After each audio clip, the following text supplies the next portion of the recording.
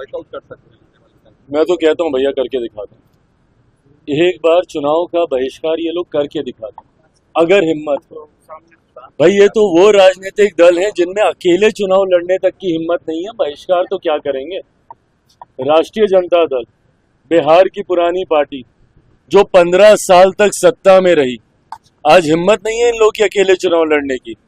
गठबंधन किससे? कांग्रेस जैसी पार्टी जो देश की सबसे पुरानी पार्टी है, कांग्रेस में हिम्मत नहीं है बिहार में अकेले चुनाव लड़ने की। भैया चिराग पासवान में इतनी हिम्मत तो थी ना कि 2020 में मैंने अकेले चुनाव लड़ने का दम दिखाया, वो भी तब जब मेरे नेता का निधन उस वक्त हुआ था, जब पहले चरण का नामांकन चल रहा था। है हिम्मत तो लड़के दिखाया अकेले। तो जो अकेले चुनाव नहीं लड़ सकता वो चुनाव का बहिष्कार क्या करेगा। ये सिर्फ धमकी देने का ये लोग कार्य कर रहे हैं। और किस बात को लेकर?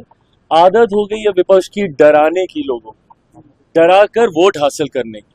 लोकसभा के वक्त भी ऐसे ही डराने का काम किया था। क्या कहा था बार बार लोकसभा में कि भैया मोदी की सरकार फिर से आ गई तो आरक्षण समाप्त हो जाएगा, लोकतंत्र की हत्या हो जाएगी, संविधान समाप्त कर दिया जाएगा। आज बताइए 1 साल से ऊपर हो गया हम लोग की सरकार आए हुए, कहाँ का संविधान खत्म हुआ, किसका आरक्षण छीन लिया गया, या कौन से लोकतंत्र की हत्या हो गई। एसआर को लेके जो भ्रम फैलाया जा रहा है, यही भ्रम सीए को लेके भी फैलाया गया था। सोचिए, एक नागरिकता देने वाले कानून को इन्होंने नागरिकता छीनने वाला कानून बताकर देश के अल्पसंख्यक समाज को डराने का काम किया था। आज मुझे बता दीजिए कौन से अल्पसंख्यक समाज की कितने मुसलमानों की नागरिकता छीन ली गई? जिस तरीके से डराया गया था सीए को लेकर, वैसे ही एसआर को लेकर पहले तो इन एंटीसिपेशन, अरे भैया इतनी जानकारी है आपके पास इतनी जानकारी है तो दे दीजिए ना सबूत। एक सबूत इन लोगों ने नहीं दिया। अगर इतनी जानकारी है कांग्रेस के पास, राहुल जी के पास, राजद के पास, तो दिखाए ना कि भैया कौन सा सही आदमी था जिसका इन लोगों ने कैंसिल कर दिया हो या जिसका नाम वोटर लिस्ट से हटा दिया हो। सिर्फ हंगामा हंगामा हंगामा, दिल्ली में सदन नहीं चलने दे रहे, यहाँ बिहार में इन लोगों ने सबको परेशान करके रखा हुआ है, सिर्फ इन एंटीसिपेशन कि ऐसा हो जाएगा, ऐसा हो जाएगा, ऐसा। अरे भैया क्या हो जाएगा और क्या हो गया है?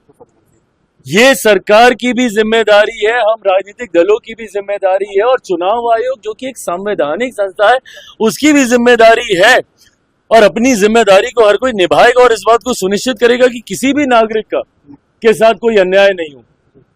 But at the same time कोई भी घुसपैठिया हमारे देश के सबसे बड़े अधिकारों में से एक मताधिकार का दुरुपयोग कर ले, ये भी हम लोग नहीं होने देंगे।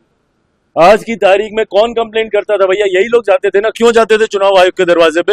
अगर आपको कोई प्रक्रिया नहीं चाहिए थी, क्यों ये प्रोसेस अपनाया गया? इसीलिए अपनाया गया ना कि लोकसभा चुनाव के बार बार जाते थे ये लोग कि वोटर लिस्ट में धांधली हो रही है।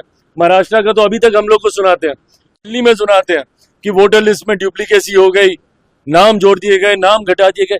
अब भैया जब इसको लेकर एक इंटेंसिव रिवीजन किया जा रहा है कि कोई गलत ना हो, कई लोगों की मृत्यु हो गई है, उनका नाम दशकों तक चलता रहता है, वो हट जाए, कई नए नाम जोड़ने होते हैं, वो नाम जुड़ जाए, जो फर्स्ट टाइम वोटर है उनके साथ कोई अन्याय नहीं हो।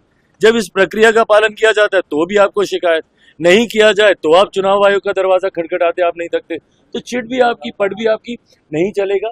हकीकत ये है, 100 बात की एक 100 बात की एक बात 100 बात की एक बात, हकीकत ये है कि विपक्ष अपनी हार मान चुका है। अभी तक ईवीएम पे ठीकरा फोड़ा जाता था, ईवीएम को बदनाम किया जाता था, अब वो बहाना इन लोग का चलता नहीं है। तो अब इन्होंने अगले 3-4 साल के लिए एक नया बहाना निकाला है, वो है वोटर लिस्ट को लेकर।